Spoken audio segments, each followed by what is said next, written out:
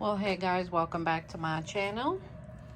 I am removing castings with little babies maybe and cocoons off of the breeders down here, and I'm putting them in that bin because those are cocoons in there, and then I'm going to put them on the wall with the heat mat so that they can start hatching hopefully and growing up. So the heat mats are working out. Everything's good with them. I'm pleased.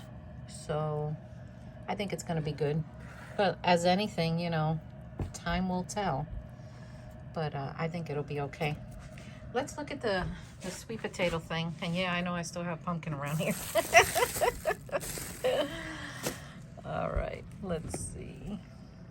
Oh boy. So they're going after the chow. Let's see, they're right down here. They're going after the chow first. I didn't know which route they were going to take, whether they were going to do the chow first or the chicken mash or the sweet potato. Now, worms love sweet potato because they're naturally sweet. And remember, I told you worms love sweet things. So sweet potato definitely falls in that category. Let's see. I don't expect to see much action here yet because we just put this in here yesterday. But, see, they're all down here. But you give it a few days and then we'll see. I also touch it and I just check it for heat, you know, just to see if it's going to heat up or not. They're definitely not in the corners in this bin this time. See, there are other bins that, if you look at them, they're in the corner. This one, no. And who knows why. What is this? Oh, a piece of plastic. Sometimes, guys, when you use your peat moss or your coconut coir, I have found like a little weird thing in it, like a piece of plastic or something. So you gotta watch and just remove it if you see something like that. I guess the factory, wherever it is that they just pile them in, you know, can have something happen like that, but it's no big deal. It's not a big deal. So we're gonna put their wet paper back, cover their sweet potato here, put their plastic, and we're gonna keep an eye on that and see how that is going. So I had a light bulb burned out up there, actually 3 of them, and Joe just came down and changed it for me and vacuumed the whole thing out, so it looks good. Thank you, Joe. So Anne from Plant Obsessed, she says that you can hear the squishy sound, and yeah, you're right, I love that moist sound.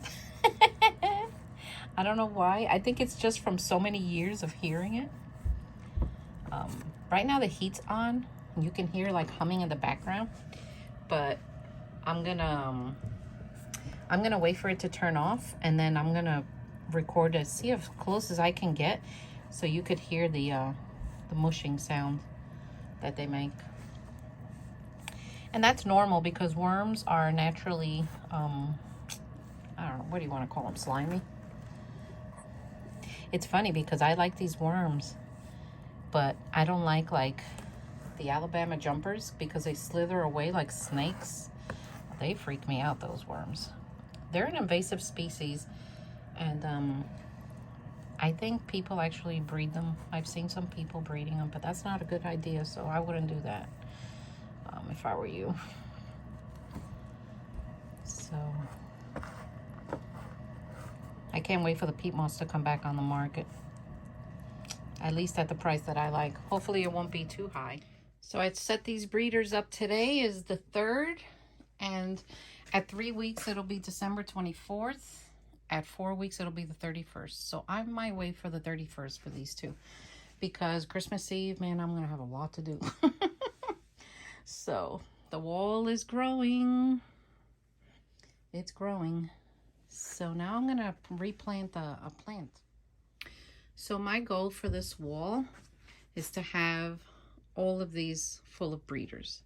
And I think I can accomplish that by harvesting the breeder bins every 3 weeks, taking out the cocoons, and dividing the adults.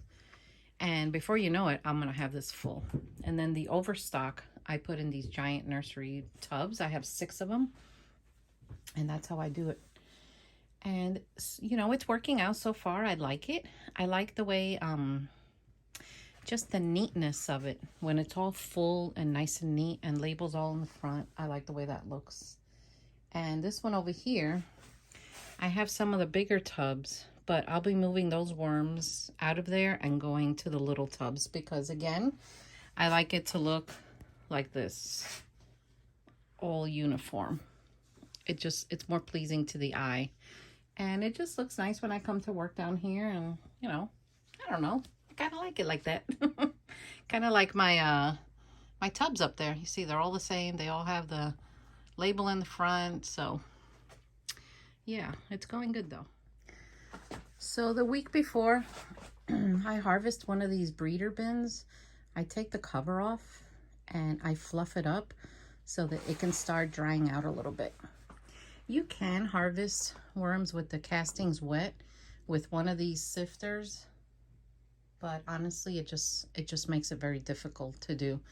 And it's easier when they when it dries out, because then it falls through the little holes. When I've also had it very wet, instead of using that, I've done the hand method, where you scrape it off the top and then you put it to the side and you let them go down. You've seen me do that a million times. I've also done that, and they both work. But honestly, doing through the sifter is a lot faster, and you know, I could get more of them done at the same time. So a week before that, I start drying them out, and then makes life easier. So I hope you enjoy that little tip. Have you guys seen this before? It's called string of pearls. It's I think it's a type of cactus. So cute. It hangs down. So I want to put it in a pot and let it hang down. And I also have a pot that's like a face, and I thought this would be cute at the top because it'll look like hair. So, but that needs a cactus soil, so I'm gonna have to make my own because I don't have any. So what I use for cactus soil is peat moss and perlite. I wet the peat moss really well, I wring it out well, and then I mix in perlite, and basically that's what I do. This plant doesn't like its feet remaining wet. It needs more of a drier. I might even add sand to the mix. It needs more of a drier soil, so I'm gonna do that. Well, anyway, guys, I hope you enjoyed this video. As usual, subscribe.